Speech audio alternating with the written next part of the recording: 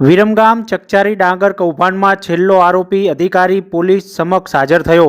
Agriculture apprentice અધિકારી આરોપી વિક્રમ Chaudhary Viramgam town police સમક્ષ હાજર થયો હતો.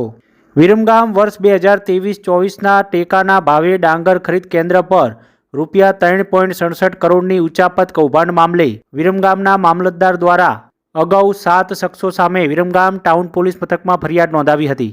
વિરમગામ ડાંગર કૌભાંડમાં તમામ આરોપીઓ ક્યાંક ઝડપાયા તો ક્યાંક ખુદ પોલીસ સમક્ષ હાજર થયા હતા. વિરમગામ વર્ષ 2023-24માં વિરમગામ ડાંગર કેન્દ્ર પર ખરીદીમાં કુલ રૂપિયા 3.67 કરોડની ઉચાપત કૌભાંડ મામલે વિરમગામના મામલતદાર દ્વારા અગાઉ વિરમગામ ટાઉન પોલીસ મથકમાં ખરીદ અધિકારી એચ.એમ. ઠાકોર, તત્કાલીન વિરમગામ ગોડાઉન મેનેજર જીતેન્દ્ર પરમાર, સુફિયાન મંડલી, ડીએસડી ઇજારેદાર, એગ્રીકલ્ચર એપ્રેન્ટિસ અજય ચૌધરી, વિક્રમ ચૌધરી સહિત grading agency AgNext grader Ajay Mahida તેમજ ગ્રેડર જયંતિજી ઠાકોર સામે વિરમગામ ટાઉન પોલીસ મથકમાં ફરિયાદ નોંધાવી હતી.